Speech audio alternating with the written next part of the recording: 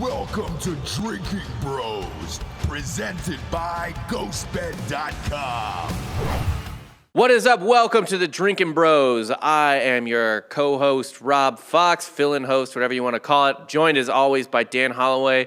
It's a Sunday show. We're sitting here on Friday just getting fucking weird a little bit today. Yeah, a little weird. Dan's ripping his vape pen. Got a couple ranch waters sitting on my desk. You can't prove any of that. I can't. Were we rolling beforehand on video? Okay, well, we could prove it, I guess, with just video evidence of us doing stuff. Shit. All right, fine. Yeah, maybe you can, but you won't, so. I won't. I don't have anyone to prove it to. Like, I don't know who I would be selling that to. Yeah, I enjoyed, so we had, for fake news, we had Peter Boghossian, who started at the University of Austin with a number of our other favorite thought leaders and blah, blah, blah, so on and so forth. And he was surprised at the fact that everybody here was high. Mm-hmm. I mean, you weren't. I wasn't. Because I've only smoked weed here once, and it was a terrible decision. Yeah, that was after like 6 hours of drinking. Yeah. Then you decided to smoke. That's always a bad decision. People are like, oh, I don't really smoke much because I had a bad experience. Like, tell me about your bad experience. Well, I drank 75 shots of tequila first and then smoked, and the room just started spinning. I'm like, I don't think it was the weed, bro. Yeah, might not have been that. Although that was like a weird one where it was like dipped in oil or whatever. It's called moon rock. Yeah, right? yeah. And it is, it is soaked. It's like you take a bud and you soak it in keef, or I'm sorry, in hash oil, and then you spray keef on it. So it's like, you're divesting, or yeah. Sounds like putting a hat on a hat. A little like putting a hat on a hat, yeah. But it's different types of hats. High, No. It's more like hooking NOS up to your street racer. To your already fast car? Yeah. You just need to go faster, basically. Maybe. I think it's like sweet and salty, right? Sweet and savory, whatever you want to call it. Like you're putting two good things that you like together. It's not necessary. I like sweet things. I like salty things. Right. Sometimes I like them at the same time. Sometimes I want a cool mellow high and still see shit. Sometimes you just want to go fucking bonkers. Or you is just want to it leave the fucking planet. The caramel and chocolate drizzle on the sundae? Do you guys have a preference on caramel versus caramel? Is that a colloquial thing? What part of the country says caramel? I don't know. I think caramel's south, and caramel's more like trash Midwest. Like caramel, I don't say anything right. So Brittany says crown instead of crayon. That's just she doesn't speak English. But Jared, he's from the Pacific Northwest. He says crane. Okay, he also doesn't speak English. But there's a bunch of people who say crown. Yeah, but it's not crown like CROWN. It's crown. Like a crayon, but the aeon is own. No, it's the crown. You just said the same crown. word with the exact same pronunciation twice in a row, and you look like an asshole now. Crown. No. Yeah, no, that's just wrong. That's like being like, yeah, I say burger. Like it's just an inaccurate way to say the word. Caramel, that's just like mixing up shit. No, you should correct Brittany every time until she fixes it. She'll never do it. Is it ketchup or ketchup? I don't think that's in debate, really. Water or water?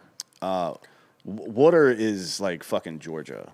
People in Georgia say Baker Levitt, for example, who I'm going hunting with December 9th through the 12th. It's this organization that they get people who used to hunt back involved in hunting, or people who have never hunted. They kind of teach them the basics and stuff. I'm just going to film. Brittany likes to hunt too, and I think we're looking for a professional athlete maybe to take, or I might bring Chuck Liddell with us so he can just fucking. If we bring Chuck, I'm not even taking a gun.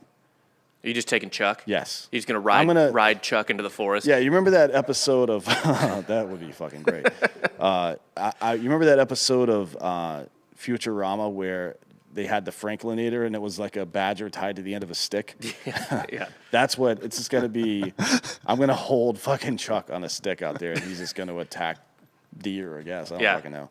But he likes to hunt too. I'm going to take somebody with me to do a promotional thing because it's a really good organization, but... Baker runs the whole thing. He says water, and it oh my god, dude, water. And the only other person I know that have said it consistently in a way that was real and not just designed to fuck with me was a dude that was in the Army with Brent Rowland. And he's from, like, Rome, Georgia, which is South Georgia. South. Right. Yeah. just Rome, know it- Georgia is basically like Tallahassee, same group of people. Or Jacksonville, rather. Same I group didn't of realize it people, was not Tallahassee. Delco because they refer to water as woulda. Yeah, but that's like... It's an They they drop the R's on a lot of stuff, though, right? But it's also wood. They call it wood.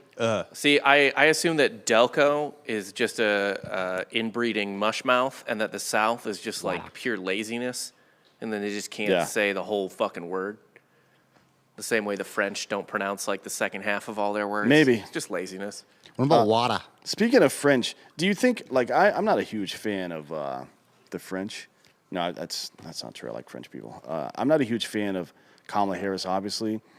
But this whole thing where people were maybe kind of butthurt that she was slipping into a French accent or some shit, it was weird, but it's not, like, offensive or anything, right? What, when speaking French? No, she was speaking English in front of a group of French people at the COP26 bullshit. And she just said, like, whenever she would say short phrases to enunciate them, she would appear to take on a weird French-ish accent. The broken English. I just did that 20 minutes ago at the Mexican restaurant me and Dan went to. I started speaking in, like, broken This English. is how you know she's not Indian and she's not black. She is a white person. No, I don't care what her skin looks like. No, her soul is white. Her soul is white because when white people are speaking to ethnics, as we like to call them, which you probably shouldn't say that, but when white people are speaking a different language and they don't have a good grasp, or speaking to people who speak a different language and they don't have a good grasp of that language, the tendency is to take on that other language's accent and speak louder, which doesn't make any fucking sense at all, by the way. It's like, why would you expect me to understand a word that I didn't previously understand because it's in a foreign language if you just change the accent to my accent? Right. And said it louder. How does that make sense? The louder part's really the funnier part. Although one thing that drives me crazy is when people who speak like Spanish or French or something, they'll be speaking English, and they'll be speaking English like perfectly fine, but for whatever reason, like a Spanish word will come back up, and they're like, "Hey, could you pass me the tequila?" Yeah. And I'd be like, just... I don't like when even Spanish speakers do that. That's what I'm saying. Like most of my Spanish-speaking friends do that all the time, and I'm like, hey, you've already committed, dude. Either use the accent all the time or stop fucking pretending, all right? But you can't do that. Like, it doesn't... It's funny, like, I feel like English is the only language that works with. Like, you couldn't do that in French. Like, you couldn't be like, je vais avec blah, blah, computer. Yeah. Like, it just sounds But fucked up. people do that, though. Right? I mean, there's 100%. People 100% do that. If you've ever read technical manuals in other languages, there are some words that don't exist in some of these languages. they just put them in English. They just use the English version of the book on tape or whatever the fuck it is, or the instruction guide to do it. It's very bizarre to me. Yeah, because it's another language and then just English there for that word, almost like a label. Yeah, I mean, I don't know, man. I mean, it's hard to expect like 1,000, 2,000-year-old language or something that's like hasn't changed that much to just like toss in like car or computer or whatever the fuck, anything new. I mean, the original name for a helicopter was an aerial screw, right? No. So I always thought, somebody said the phrase aerial screw one time, and I was like, oh, you mean like the Mile High Club? Yeah. Actually, it's 5 miles high. Matt Damon. 30 Rock. Captain Carroll. 30 more minutes. About a half an hour. It's long enough that they know they're going to have to wait, but not so long that they're going to freak out. I don't know. The language stuff is weird to me. I think we should all speak the same language, which is a series of grunts, followed by fist fighting, followed by whatever happens next. I mean, Get back to real like human nature. Yeah, 80-some%. It's somewhere in the mid-80s% of all communication is nonverbal, right? So how do you? Again, we were talking to Bogosian, and there's this thought experiment where Descartes, I think, therefore I am. Right. Just to have said that means that you had to, if there was some pre-existing being, like if thought made you exist, there had to be something before that, right? Because thought would have to come into being in the first place, which is a whole other circular bunch of bullshit. But the idea is that entity would have had to have come not only from somewhere, but somewhere that had language. You know what I mean? I don't want to disagree with him because he's the expert in that. I just think it would be funny. My idea is preposterous and completely untrue. I just think it'd be funny if we only communicated. God, there's another Futurama one where it was like some kind of. It was one of those anthology episodes where they were. I think this part of it was they were in an anime movie. Yeah. And there were these like space squids or some shit, and they can only communicate through dance. So Zoidberg had to fucking dance to communicate with him. The Remember that Krop-Law, shit? yes. Yeah. Yes. It was fucking hilarious. And then Zoidberg's just anime, so he's just like still motion moving. Yeah. It's great. I really enjoyed it. I like I like stupid shit, apparently. Right. I don't know. Futurama is the far superior of the, I guess, like 4 animations they've done so far. Like South Park, Futurama, Yeah. Enchanted. I think they did one more. No, Simpsons. You mean they didn't do South Simpsons. Park? Not Simpsons. Sorry, South Park. Yeah. Futurama is by far the Look at best. Dan just condescending over there. You're saying Futurama is better than The Simpsons? Yeah, by far. It's by far the superior show. With the writing, the jokes. Top to bottom. It doesn't Yeah. have any weak spots, whereas The Simpsons is more weak than strong at this Yeah, point. but we cancel out The Simpsons after season 10. Yeah, well, actually, you know when season 10 was? It was when all the fucking funny people left for Futurama. That's true. Yeah. I mean, there's a number of people started on The Simpsons. Conan O'Brien got his start as a writer on The Simpsons. Yeah. And they started doing what Seth MacFarlane eventually did on all of his shows, basically way early on, which is if you're not one of the primary writers like Groening or fucking Hank Azaria, one of those guys, you work there for 3 years and then you go somewhere else. And it seems like all those people went on to, not all, but a lot of those people went on to do great things. So I expect that Hank, who seems like a pretty nice guy, and Groening, who is a fucking weirdo, but Yeah. nobody hates him. Right. So that he was probably helping them get other jobs and shit in other places, which is, Right. I mean, fuck, that's awesome. And it kept the show fresh for that first part, but it does seem like, I think there's only so much Simpsons you can do. You know what I mean? At some point, you're just doing the show and as a response to whatever's happening in pop culture. And because they can only take shit so far because it's network television, my opinion, South Park is far superior to The Simpsons for that. 100%. You know what I mean? Well- Just because they've always, like, there's no fucking stopping them. They can do whatever the fuck they want. They've lost some things. They've lost like Chef, Yeah. for example. Right. But It's pretty much just Chef, and then the woman who did the voices the first 3 seasons, killed herself. yeah, but that's less of a losing her to content that is losing her to suicide. Right. Not the same. So Exactly. And Yeah. in some you're lucky to have her for the amount of time that you did. yeah. Yeah. Oh. Yeah, that's a very stoic way to go about things, right? And when I mean capital S, stoic.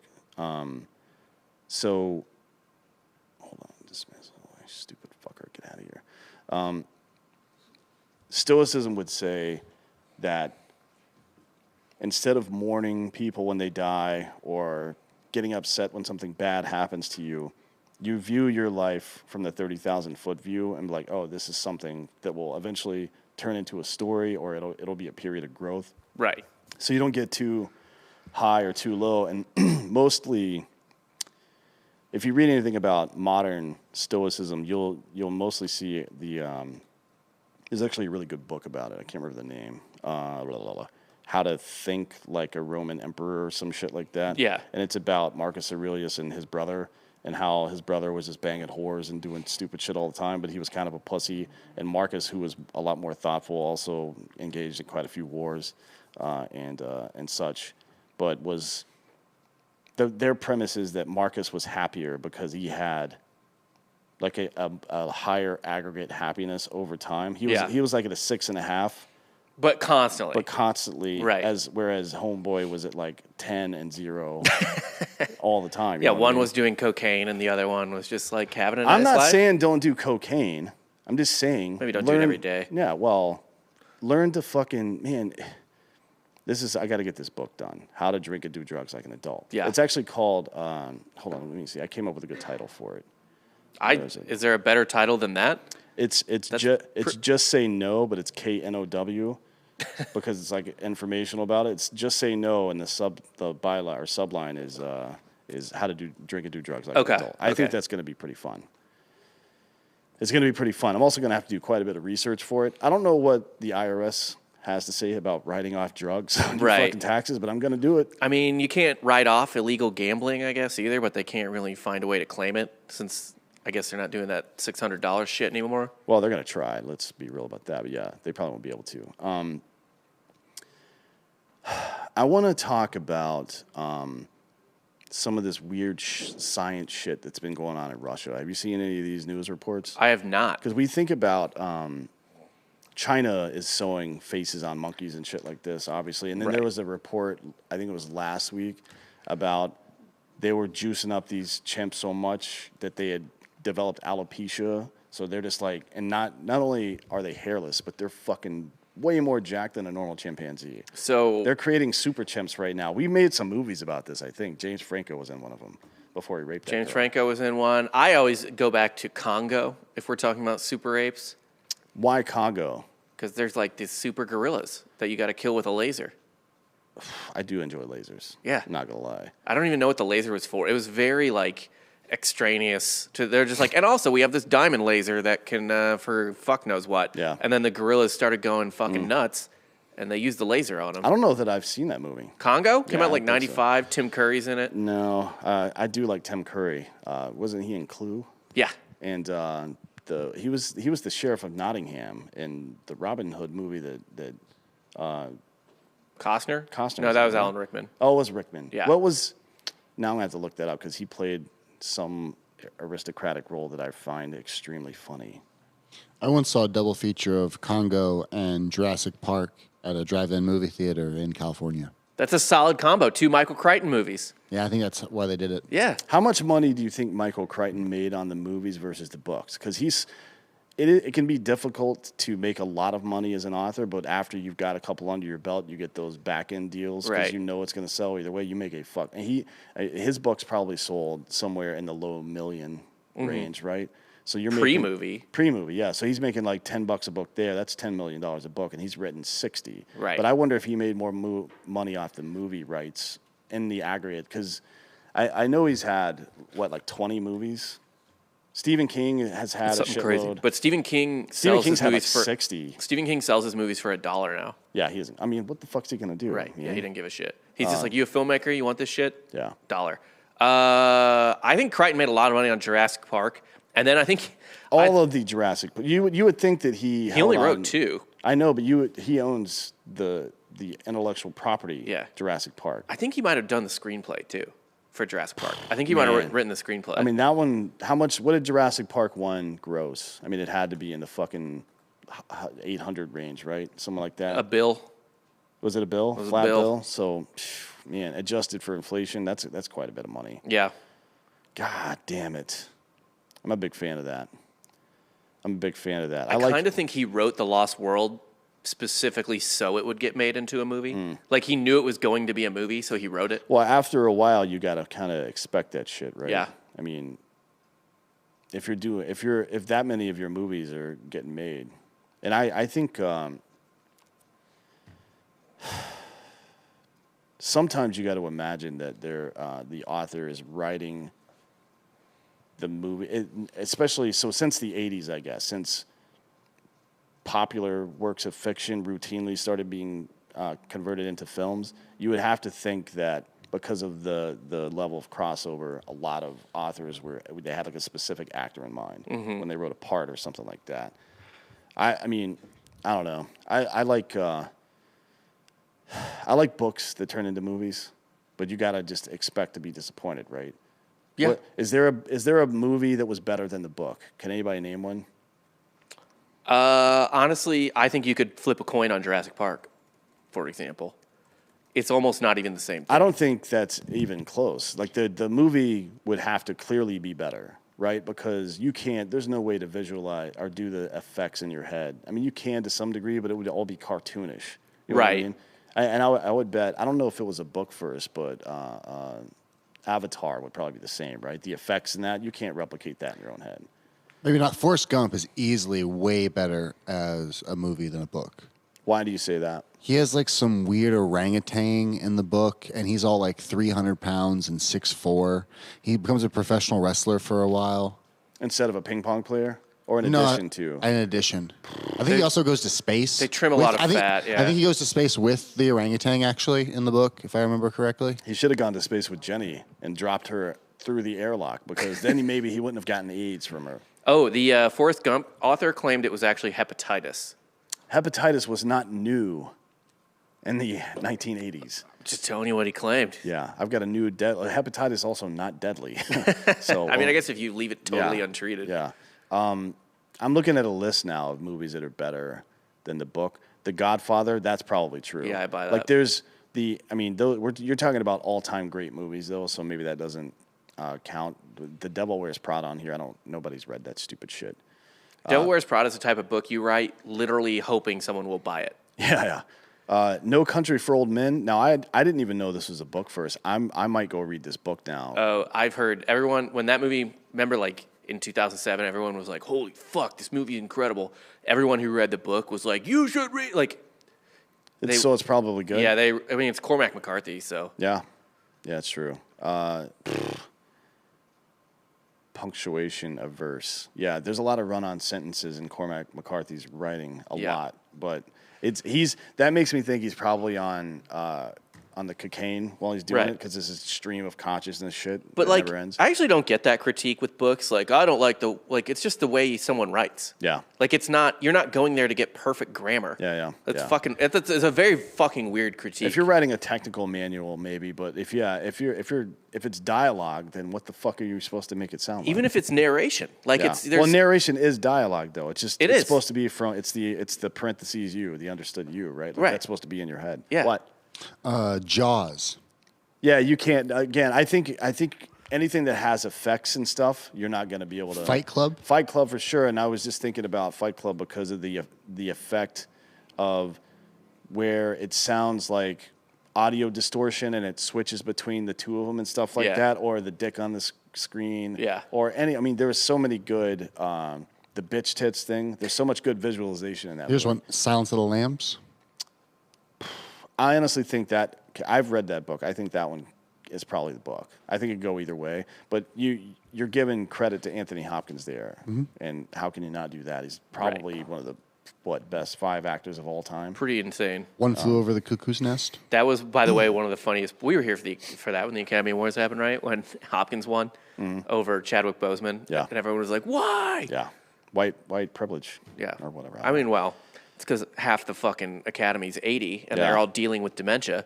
So a movie about dementia is really going to ring true for them. Yeah, One Flew Over the Cuckoo's Nest. I I would would bet say the book wins out. better than One Flew Over the Cuckoo's Nest is It's Always Sunny's parody of it, where Frank takes too many drugs and has a giant Indian dude throw a water cooler through the fucking window. Yeah, that's probably better. The Princess Bride, no way I would read that book. I have Columbo read the book to me. That's Yes. the whole fucking That's point, the whole point man. of that, yeah. I mean, if it was Columbo reading the book to me, maybe. Right. How dope would that be? Like, if you could hire, I mean, he's dead now, but if you could hire that motherfucker, I think he's dead. He's dead. He's Yeah. super dead. Well, I don't know what that means. Is that like it's like a superposition of being alive and dead? Yeah. No, it's, if he was on Cameo now, I would just like pay, how much for you to come to my house and read this whole book to me? That man would never have to work again except for to read on Cameo if that was Yeah, no shit. still a situation. Let's see. The Graduate. I don't really remember that movie. Jaws for sure. That's definitely one. The Notebook. Shut up. A Walk to Remember. What was it? Something to Remember Black. What did? Oh, A Blaffair to Remember Black. Black. To Remember Black. Yeah. So Oh, boy. fucking good. Hidden Figures. I never saw that either. Although I should, because I'm a fucking giant dork. It's about all the black ladies that worked at NASA. Sounds of the Lambs. We talked about Jane Austen Book Club. Nobody has read that book. All right, cool. those are interesting. But most of the time, right? Right. The book is better. We got off track here. I wanted to talk about this weird. So I talked about this last week.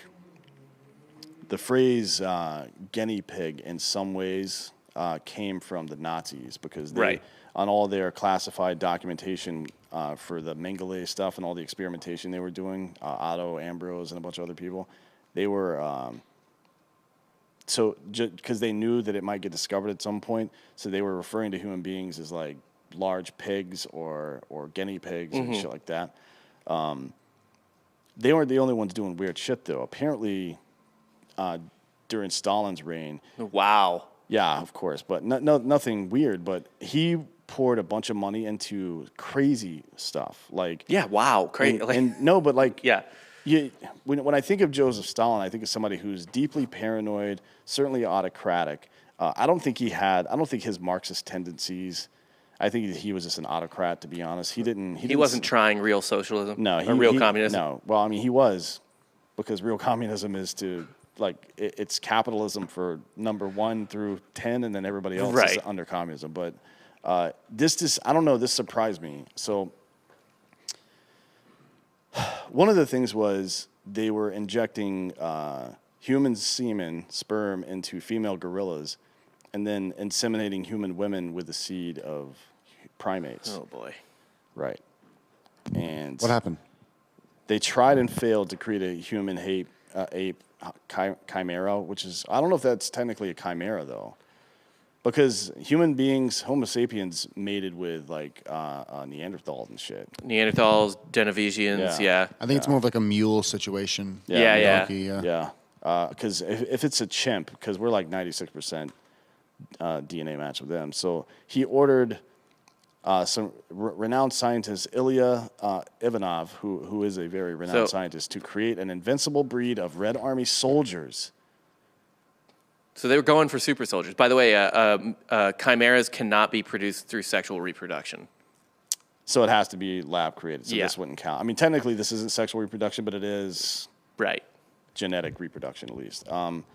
So archive papers say the Kremlin chief demanded these mutant warriors be resilient and resistant to hunger. I don't know if he understands how fucking physics works. Or gorillas? Yeah. What, do you think gorillas don't eat that much? Yeah, like what the fuck? They eat all day. That sounds like cold fusion. Like I want something that's expending a lot of energy but taking none in. Right. What do you want, a solar gorilla, motherfucker? A solar red gorilla. No, but what they were wanting here is like pretty interesting for the time period because war was about attrition at this point in time. These are These are things you could attrite very quickly. Yeah, you could. I mean, they're stupid. You could just drop fucking anything or a rock on their head, probably. Shit. Yeah. I mean, you don't want to get into a fist fight with a gorilla. No. But if he's hungry, maybe. If he's starving to death. Do you know what I would do if I was a Nazi soldier and I saw a bunch of guerrilla soldiers running toward me? Point my MG42 at them and rip them to pieces with bullets. Yeah, that's you would need quite a few of them. I'll say that. I don't know how many people were in Russia at the time. I know that they killed like 28 million Jews there, so there was a lot of people. Yeah. He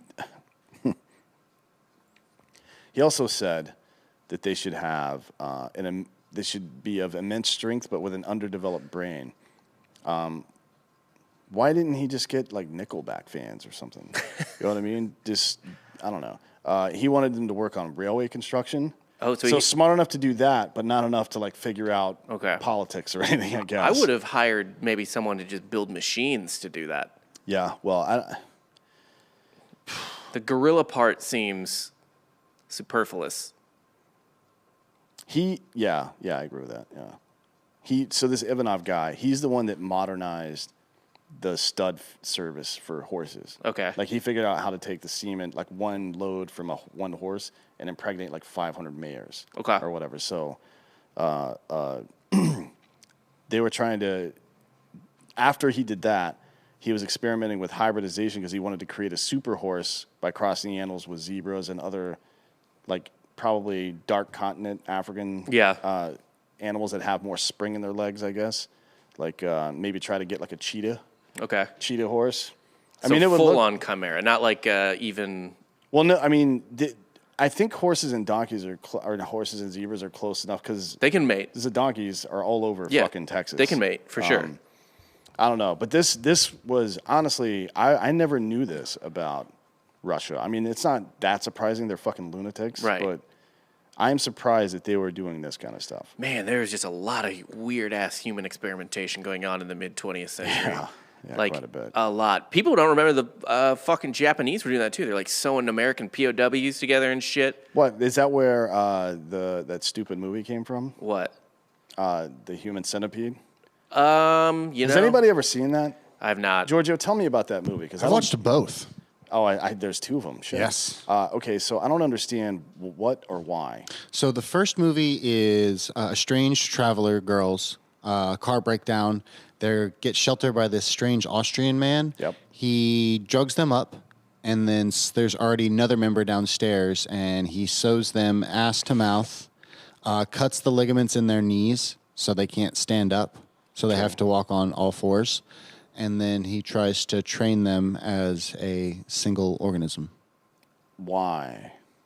He's a grotesque, freakish doctor. And then the second movie is about a small-brained individual who likes to masturbate with sandpaper who once saw that movie and took it too far and then wanted to replicate it in real life. Is it the same producers and shit? Yeah. So they meta their own Yeah. fucking movie? That's weird. Like years later. That's super bizarre to me.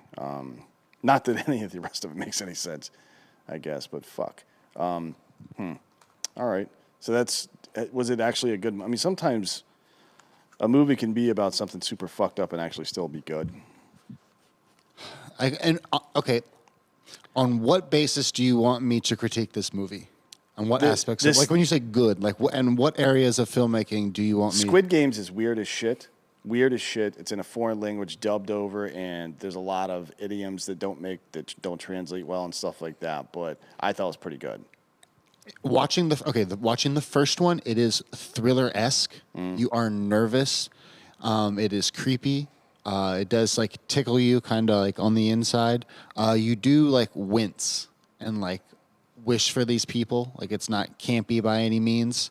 The second one is very much gore for gore's sake and grotesque for grotesque's sake. Very You give the people what they want. very ECW-esque. You give the people what they want. They didn't show up to the first one for the story. They showed up because they heard an asshole was sewn to a mouth. Right. And the first one is claimed to also be completely 100% anatomically correct. Like all the medical I guess things they discuss in it are actually plausible. Like if you put your mouth up to an asshole and that asshole shits out shit, the shit will go in your mouth. Right. And if they fed them a certain thing that was digestible again throughout to sustain it. I never had any intention of questioning the medical knowledge of that film. I mean, it'd be cool to know whether or not it'll work, because I don't want to fucking try it and it not work. Which I guess leads us to the second one. Which is where it doesn't work, yeah. I mean, has anybody ever done that before? Made some fucked up movie and then made a movie about somebody trying to do the shit they did in the movie? Jackass, probably. That's reality, though, kind of, but... There's got to be some documentary about kids who try to do Jackass stuff and now they're... No, but it wasn't made by fucking Johnny Knoxville. He's talking about fiction. Right? Like Yeah, if someone yeah. tries to do something in a fictional film that's like fucked up. Yeah. Like I'm trying to think. It's not a movie. But remember those two girls fucking stabbed their classmate because of Slender Man? Oh, yeah, I guess that's one thing, yeah. Yeah, more like fanfic made them do it, which is pretty low tier way to murder someone. Low tier reason to murder someone.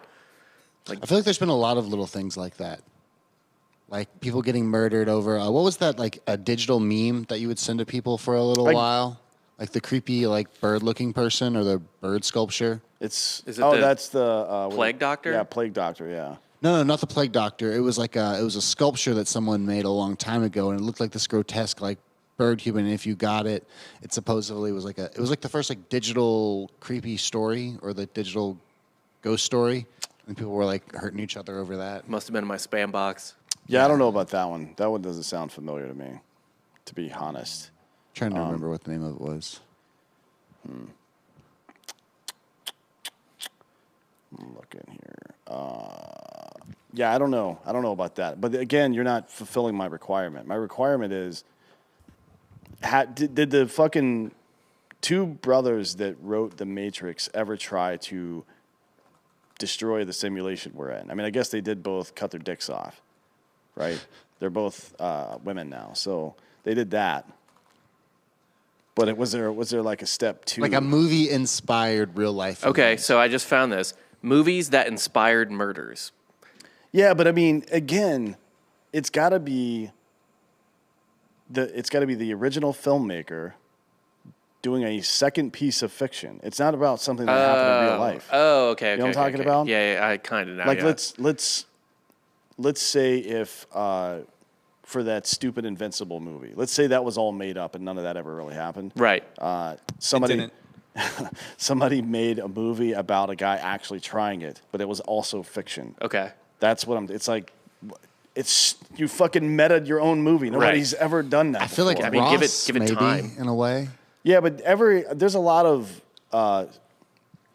series, especially in weird, quirky comedy stuff that have been in the same universe, a bunch of different personalities in the same universe, and somebody shows up here and there and whatever the fuck. But I don't know if anybody's ever really done what you described to me. Right. They literally.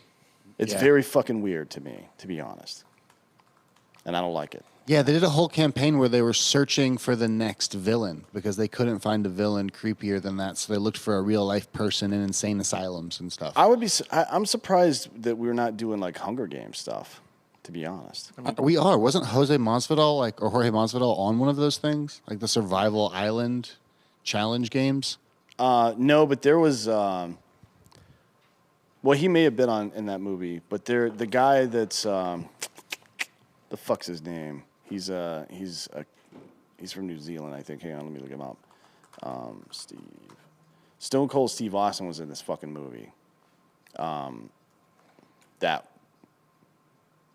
it was some rich dude who was in the media, and he set up this island where a bunch of people were going to come in and fight to the death, basically, right? Okay. And spoiler alert, Steve Austin's a Delta operator.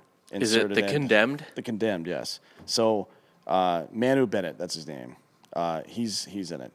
But I don't think Jorge. If this is the one you're talking about, No. He was in like a reality TV show. Oh no! Where they were on an island where they basically like got starved of food and had to compete against each other. Well, it wasn't to the death. But, yeah, if it's not to the death, then I'm not interested. But you understand, Dan, the plot that you just described is every martial arts movie ever. Like, Yeah, it's I like mean, Into the it's- Dragon, it's- it's Dragon Ball Z. It's Mortal Kombat. Yes. You know what I mean? But I just I like that idea. Mortal Kombat. But nobody's tried to do Hunger Games in real life. Give it time.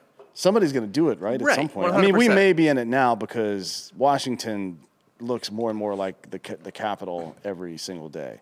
All Joe Biden needs to do is start wearing white suits and having a rose in his lapel pin at this point. Although I think that He would be handsome with a beard, I think. yeah, but he's just not with it enough. He's not on Sutherland's level. No.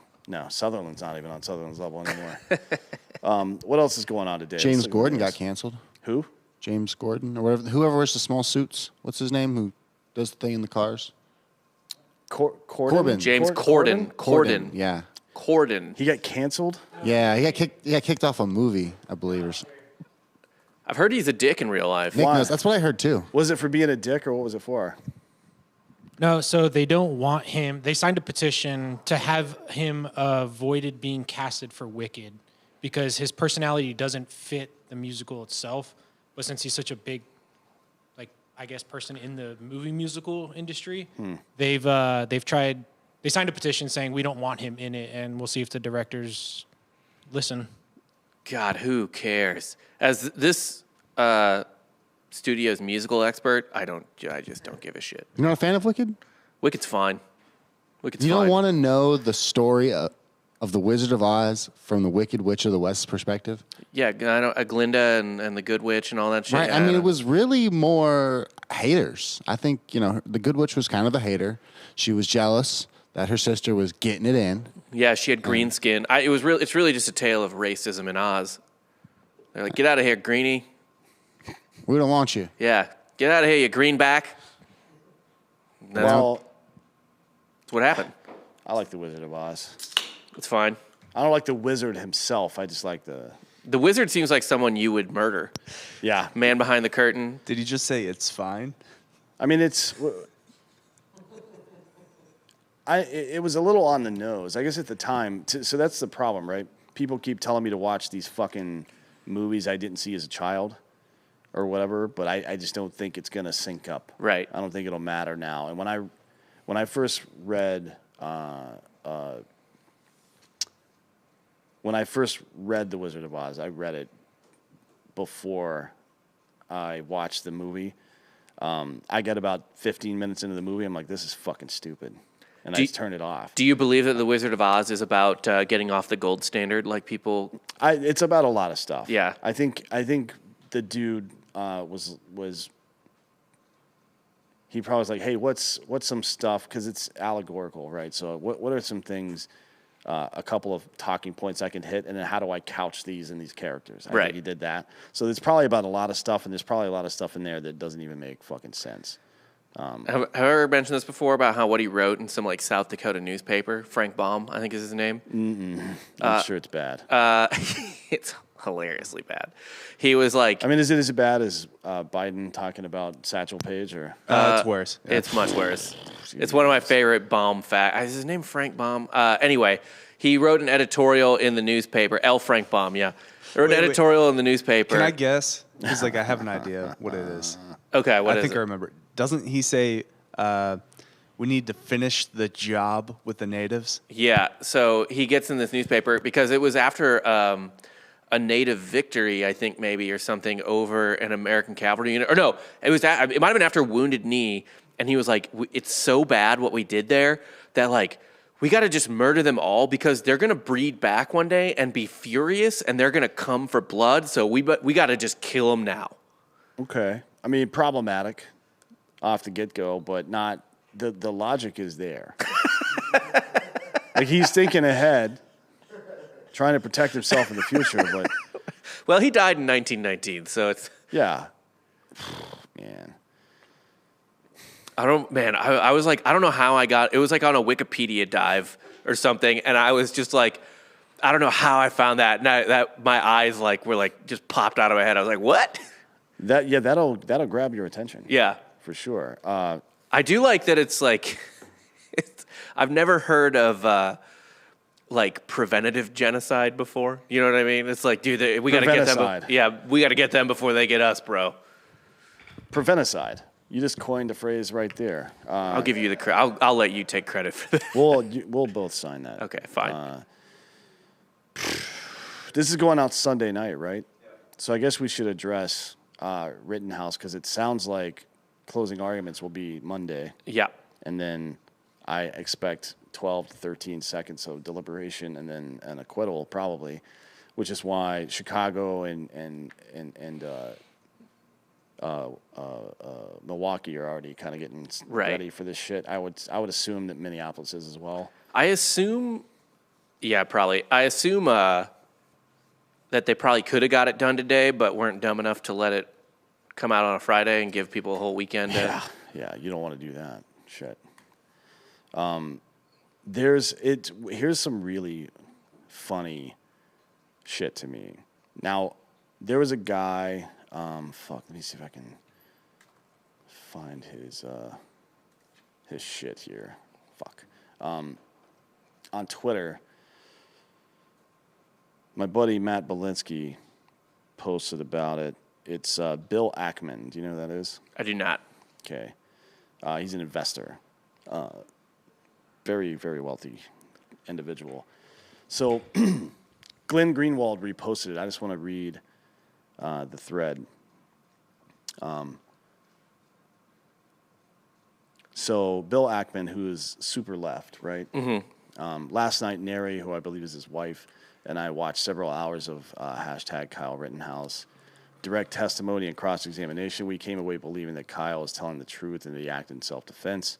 We found him to be civic-minded, a civic-minded patriot with a history of helping his community as an EMT and a fireman. in training and is removing hate graffiti earlier that day from a local school and ultimately in volunteering to protect a business during the night of August 25th. Oh, by the way, he was not in fireman training. Well, he was working with the fire department or some shit. No. He was EMT. taking like weekly classes that would not have ended in EMT certification. No, yeah, but Like it he was was just like medical. He was like taking like YMCA CPR classes. Yeah, more basically. or less. Right. Yeah. It was. Well, I mean, it would be. What is it called? We call it combat lifesaver in the military, but I don't know what the civilian version is called. But it's like how to plug basic wounds and do basic stuff, but not a full. You're not intubating anybody. This was like that. this was like pretty like hobbyist shit. Like right. He wasn't certified to do anything. I wouldn't say hobbyist. Maybe a little higher than that. It's yeah, but like higher than that. But yeah, it wasn't. It certainly wasn't to the degree of EMT. Like nowhere close to that shit. No. But anyways, excuse me. So our first-hand impression, blah, blah, blah, were materially different from those we had previously formed based on media reports and opinion pieces that we had consumed. I have always been frustrated to read an inaccurate press report about a subject I know well, yet somehow I continue to believe other articles in the same newspaper and subjects I know less well, which is the Gelman amnesia effect. Right. Media and political bias are dividing our country and destroying our lives. While we have not heard the entire trial based on our assessment of Kyle on the stand, we believe that he will be found innocent and blah, blah, blah. Posted a number of other things. He goes on to say, I'm not, like, I don't own a gun. I don't like the NRA. I support stronger gun regulations, removing loopholes, blah, blah, blah. So he's trying to re-demonstrate, I guess, his lefty bona credentials. at that point, yeah. But the last thing in the thread is him posting that this was about 20, that this is his post from yesterday at 4:20. Just got a call from the media asking if my Twitter account was hacked. That is, the reporter couldn't conceive of the idea that I could believe that Kyle is innocent because I am not a right-winger. Perfect. Now, that's really fucking interesting to me, and I got to find this right quick. So if you want to do this, but it is CNN's coverage of the, testimony is concluded in Rittenhouse trial. Here are some key moments.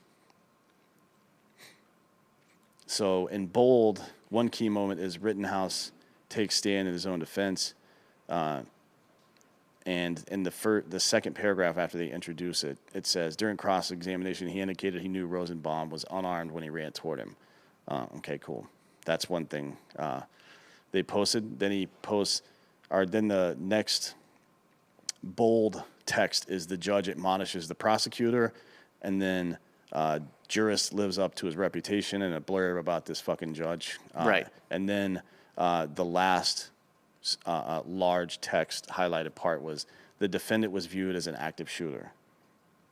By who? They don't say by who, because he was. No, by Gage Grosskreutz or whatever. Do they say by who, or do they just say okay? Yeah. Well, not until the next paragraph, but yeah. Right, so, but that's the problem though. Is like he was viewed by an active shooter. That sounds bad, but then like by who? By the three fucking guys who were. Well, by the one guy, I suppose. Or well, one guy. Maybe both, but either way, I don't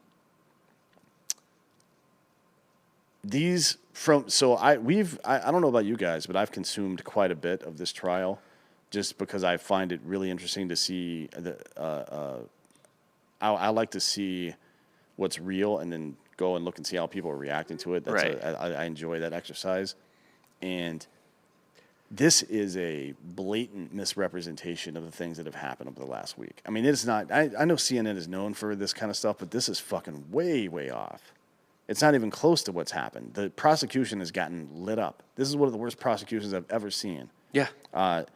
They demonstrated, or the defense demonstrated that Rittenhouse was that he satisfied any duty to retreat, identified himself as not there to agitate, and confirmed that this dude Rosenbaum had threatened him before, and that he had previously had some kind of weapon, and then he was charging towards the kid as he was running away. Those are big parts of the trial that have happened. Right. The Gage dumb guy saying that Rittenhouse didn't pull the trigger until he leveled his weapon at him. That's a big part of the trial. but that shit's not even here. Yeah. You know what I mean? So I mean, here's the deal. Yeah, but I don't want to read that. No, yeah, I don't think maybe we're on the wrong. Maybe we're talking about this the wrong way. Maybe it should be that instead of just talking about how you distrust the media, just treat it as what it is. You know what I mean? Right. Like, consume that information and be like, all right, cool. Now I'm going to go find out Understand. what else happened. Well, you need to. It's like talking to two people that had a fight. Right. Like, give me your side. Okay, give me your side. The truth is probably somewhere in here, and then I have to go find other evidence for it. It's like, honestly, when I can only for some reason watch an away broadcast for the Braves or something. Oh, yeah. Why would I get mad that the Mets broadcast are homers? Yeah. That he's celebrating a home run. Yeah. Right. And honestly, I want to use the sports analogy to be honest, because I kind of think like we're so far gone inside of the way the media works now that using a direct like satire of it, like if Saturday Night Live just parodied CNN or whatever, it wouldn't really work. The almost better way to put it is like, you could present sports highlights this way too, right? You could present the Warriors losing a game in sports highlight, like a game the Warriors lost, I should say. Yeah, if you watch like the NBC Bay Area after show, it's going to look a lot different than SportsCenter that night, covering the same event. Yes. You know what I mean? For sure. Well, and even just even if it's a national thing though, like SportsCenter, if they wanted to, and they do sometimes, just because you'd rather see Steph Curry highlights than if like the Raptors beat him and who the fuck plays for the Raptors, right? Yeah. So you'll see like they could literally show highlights of Steph Curry just draining 3 after 3 after 3, and maybe like Klay Thompson is a sick dunk or whatever, his own flurry of threes, and then they'll show the final score, or maybe like that'll just be like a little thing at the bottom, or they won't show like all the good things the other team did. Like you could present anything this way, and for whatever reason, people like. People would be furious if SportsCenter did that, but they almost well, they are all the time, right? It's like the coverage of they overcover the Yankees and the Patriots. Well, LeBron and fucking what's his name, the dude from Duke, left-handed, giant guy, Zion Williamson. Yeah. People are like, it's if you look on ESPN social media. Maybe not this time of year because football's still going on, but as soon as football season's over and it's just basketball and hockey, every fucking post is one of those two dudes. Right. Every one of them. Yeah, it's all house of highlights. Yeah, dude. It's like, and it doesn't matter who won the game or whatever. It's whatever narrative is going on with LeBron and whatever narrative is going on with Zion. Right. And then, Steph Curry's probably going to win the MVP this year if things continue this way and Klay comes back and contributes. So he'll be in it a lot. But even his coverage still won't compare to LeBron's coverage. And the Bucks could repeat, and they would still probably be top 8 or 9 most. But how do people react to this? People bitch about it and whatever, and people bitch about the political stuff too. But I don't think anybody develops a sense of feeling like LeBron is doing better than his record suggests just because of the coverage. Right? Yeah. Like, that's not how it works. Honestly, though, they probably do. It's probably just not like you or I because we watch a lot of sports. If you ask the average sports fan, like a really average person, they're like, yeah, LeBron, the Lakers are winning again probably, right? Yeah. Whatever team LeBron's on. That's the good team? Rob, Russell Westbrook had a double the other day. So, obviously, the chemistry's back on. That was one of the headlines for, I think, ESPN. Yeah. Oh yeah, he dribbled the ball for 12 seconds and then threw up a fucking 26-foot brick. Right. Like, you can't make that shot wide open in practice, dude. Yeah. What are you doing? That's the last Russ. shot of the game. Get to the fucking hoop. Just Russ being Russ. Wasn't it a tie game then too? Yes. It's all like he had to do was get fouled. Russ getting a triple-double is not news. That is just him being him. Yeah, I mean, maybe it is that. Maybe the solution is that people pay more attention. I mean, that's not a great solution, though, because people don't have the bandwidth for that shit. Yeah. I mean, there's so many additional schema that you have to develop to truly understand what's happening in the news. And so, for example, 500,000 new jobs in October, right? Mm-hmm. Record number of people quit in September, though. We just found that out. Record number. Right. And there's 105 million people who have left the job market entirely. This is all relevant shit. And if you don't understand how economies work, then you're not going to understand that. If you don't understand how inflation works, you won't understand that unless everybody got a 6.8% raise this year, they took a pay cut because that's how inflation works. So your dollar's worth less now. So you gave me a pay cut? No. You guys all got raises this year, you bunch of bitches. But yeah, that's you have to know more than just what you're reading at the time Right. to understand what's even happening. And that's a big fucking problem, right? Because you're voting for people who are making laws that you don't understand. Right. That cannot be acceptable. I feel like I want voting to be your right, but you should have to pass a basic civics test. Otherwise, your vote only counts. I think, 1% or yeah. something. You just should, like, it. Honestly, Jim Crow was awful, but the idea that, you should have to pass some kind of test to vote is accurate. It just shouldn't only give it to black people who can't pass it because you don't let them go to a school or whatever. Or poll taxes or whatever fucking stupid shit like that. Right. I mean, the goal of something like, and you can never make a law like that, but the goal would be to require people to educate themselves if they're going to vote. I don't think that's too big of a problem. The real problem would be who's administering the test, right? And how are they grading it? You know, it's obviously you're weaponizing anything that you put into that. You can't trust the government for any of this shit. Right. So really the solution is to dismantle the patriarchy. Yes. Okay? Because dudes, right? Giorgio? Fuck them. Who's the them in that statement? The patriarchy. Oh, word, yeah. Big time. Because I want them out of here because I want to replace them. Yeah. I want to become the patriarchy. It's all about becoming the cult leader. Yeah, equity is all about revenge, folks. If you didn't know that. I mean, Bogosian said that yesterday though about like there's too much static, right? That was in my notes. There's too much static for anyone to figure out what a good answer is. Like I have a fucking kid, I have a job, right? Like how many news articles do you expect me to fucking read a day? Yeah, Really? Yeah, for sure. Yeah, I mean that's the problem though.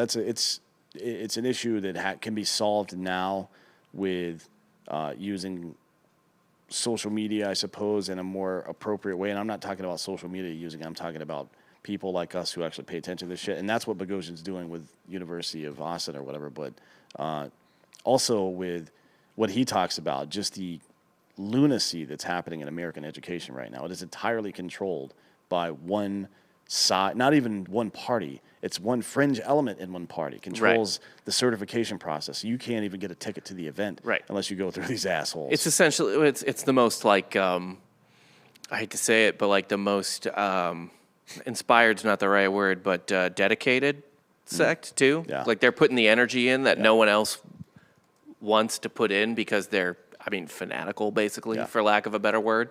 That's probably a perfect word to be honest.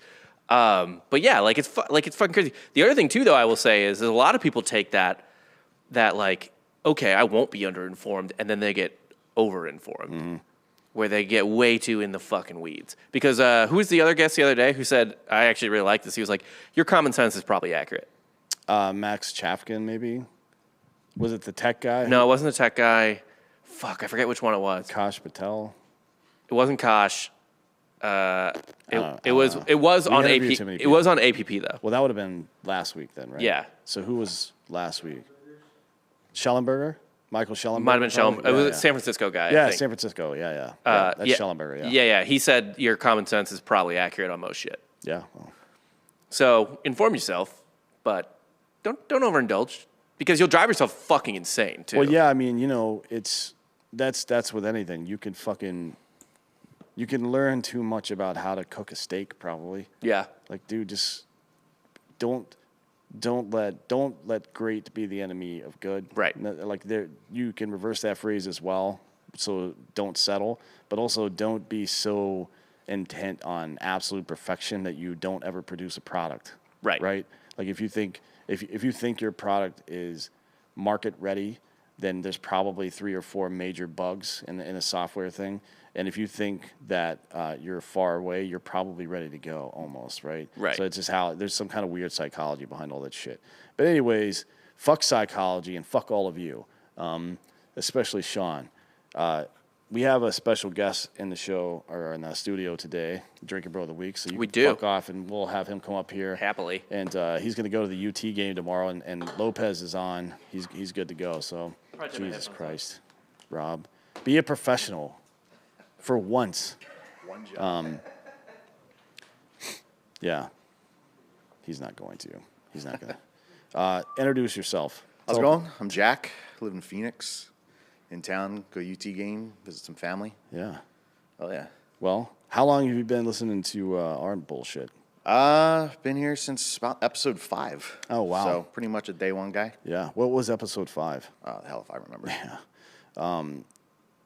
What do you do? I'm a air traffic controller in Phoenix. Oh, wow. Yeah.